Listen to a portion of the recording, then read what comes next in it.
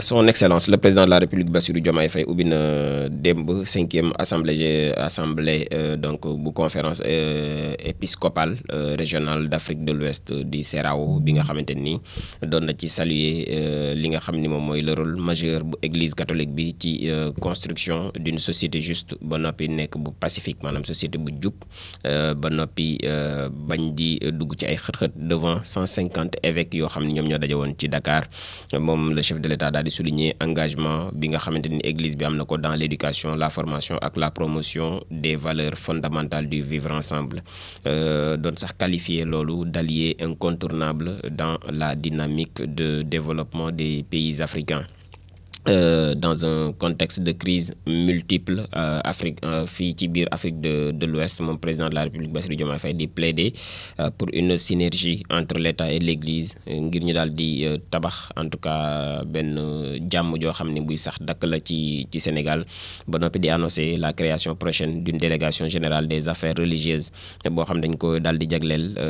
ngir daal di renforcer l'accompagnement des différentes confessions religieuses dans l'exercice de leur culte et la gestion de leurs infrastructures. Le chef de l'État daal di réaffirmer waat volonté bi nga xam ne am na ko ngir daal di tëggaat en tout cas politique publique boo xam ni dina tukkee ci ay xalaat yoo xam ni dina am solo lool waaye bàyyi na ci xel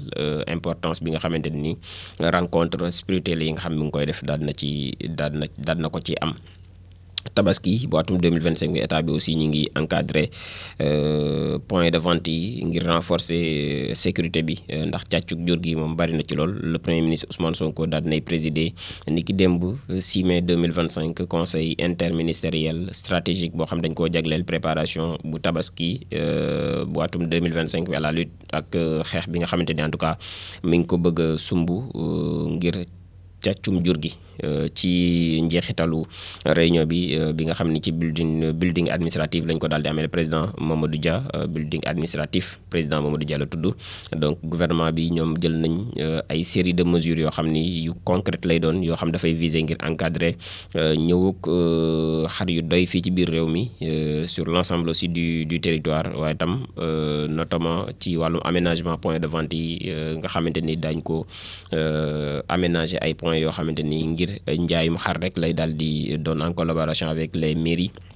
ak les collectivités territoriales ainsi que lancement wu étude pour la création d'un vaste parc à bétail dans la zone de Diamniadio Thiès donc loolu bokk na ci projet yi nga xamante ni nguur gi ñu ngi koy nas jamono ji pour garantir aussi lii di la salubrité ak la sécurité des lieux de vente gouvernement bi daal nañuy prévoir désencombrement donc yenn ci espace yi waaye tam di ko nettoyer régulièrement ak seen éclairage avec l'appui de la SONAGED ak bii di ak kuréel gi di direction du cadre de vie 15 camions citernes la ñuy également mobiliser pour daal di mën a jox ndox mu doy point de vente yooyu tandis que ay comité de gestion dinañ veiller à la régulation et au bon déroulement des opérations mu nekk ay décisions xam dafay traduire volonté bi autorité am ngir daal di assurer approvisionnement bu fluide ci wàllum xar waaye tam mën koo sécuriser ba mën a organiser waat marché bétail bi ci waajtaayu tabaski gi nga xamante ni moom la ñu daal di dëgmal décès bu commandant Pape Mignane Ndong moom moo nekkoon aide de camp bu kii di premier ministre Ousmane Sonko Sénégal donc ñu ngi en deuil ba noppi di rendre hommage boo xam ne bu unanime la ci ab officier boo xam ne bu exemplaire la donc moom commandant Pape Mignane Ndong aide de camp bu premier ministre Ousmane Sonko président de la République Bassirou Diomaye Faye daal dinay exprimer en tout cas tristesse bi nga xam ni muy naqar ak tiis gi nga xam ne yëg na ko bi mu yëgee génn ko àdduna bu Pape Mignane Faye moom ba noppi di présenter ses condoléances à la famille du défunt waaye di ko présenter it le premier ministre Ousmane Sonko ak militaires yi nga xamante ni ñoom la bokkaloon corps dans un message boo xam ni bu empreint donc de gravité daal dinay saluer la mémoire d'un officier disparu en service tout en priant pour le repos de son âme. Guy Marius Sagna moom it ma ngay ca dénonciation yi ba léegi la vente illégale de rendez-vous au consulat d'Espagne démb rek mu ngi woon ci buntu ambassade bu Espagne bi nee nag li muy naqarlu moom mooy dañuy jaay rendez-vous yi visa yi devant le consulat ca Dakar moom député bi daal di vivement dénoncer ce qu'il qualifie de commerce illégal et scandaleux muy njaayum rendez-vous ngir daal di def demande de visa yoo xam dañ koy facturer jusqu'à 150 000 francs CFA mu nekk somme boo xamante ni jugé na ni dafa excessive injustifiable ba noppi di souligner que ce montant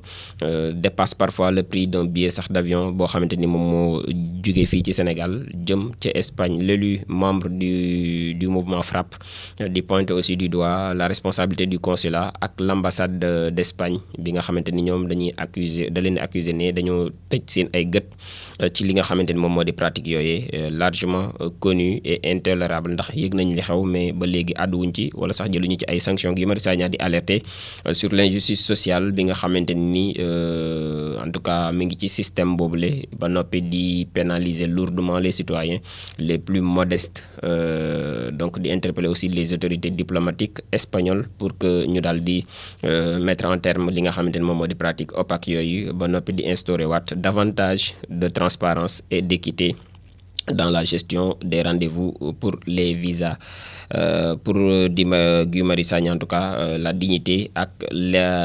li nga xamante ni moom mooy légalité d'accès aux démarches consulaires waruñu en tout cas dépendre ci ay moyens financiers waaye ci ay demandeurs ak ay intégrité lañ ko war a daal di wekk. Polémique bi bu Azoura Fall bi nga xamante ni am na auditeur bu duggoon dem Babacar suma juumul doon ci addu entre accusation judiciaire ak démenti catégorique mu ngi ci ñaar ñooñu. Assane Gueye moom connu sous le pseudonyme d'Azoura Fall donc fi mu ne ni mu ngi ci nag guddi yu bët setagul ci ay controverses après ab vidéo boo xam diffusé na ko sur TikTok dans laquelle mi ngi doon yëkkati ay kàddu yu ñaaw donc di attaquer ki nga xamante ni moom moo di ancien njiitu réew mi di woon Macky Sall ak d'autres figures bu APR moom la famille de l'ex-chef de l'État daal nañuy porter plainte pour injure publique ba noppi di woote waat à des sanctions exemplaires. Moom le procureur Ibrahima Ndoye dafa autosaisiru bi mu yëgee lu ni mel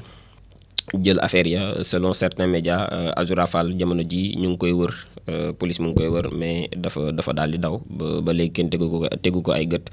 Cependant l'intéressé daal di démentir na en tout cas formellement ni lii ay tuuma képp la. Contacté par téléphone daal di nañ koy suñu naataango yi biñ ko contacté par téléphone daal di nañ affirmer n'avoir reçu aucune convocation maanaam jotul benn convocation ni été approché par une autorité judiciaire. Mu ngi qualifier en tout cas les rumeurs de fuite ak de poursuite de campagne de désinformation yi nga xamante ni mi ngi am ci réew mi destiné selon lui à manipuler l'opinion publique. Azoura Fall mi ngi insister waat sur le fait qu'il est libre de ses mouvements ba noppi di rejeter toute implication judiciaire dans cette affaire. Mu nekkoon les quelques informations à partager xëy na duñu man boog dootuma attardé wu ci ay saagakat dootuma ci wax moo tax bi Babacar duggee dem ma ne ko non yooyu moom sincèrement nañ bàyyi yoon mu def ci liggéeyam comme ay kàddu yu ñaaw moom du ma def promotion bi keneen ni du def promotion bi rajo bii du def promotion bi ku yor say kàddu yu ñaaw wax ko fële ko defee yoon yaak yoon di nga xam ni yoon am na ci réew mi donc bu fekkee yoon mu ngi ko toppam dit ñoom ñaar la bu fekkee toppuñu ko ñooma ku nekk nag da ngay kit ak sa conscience xam li nga xamante ni moom la yoon may ak li la sa yar ak sa teggin may. Ku amul kilifa jinne di sa kilifa la loola fi di wax bu ko defee doon naa wax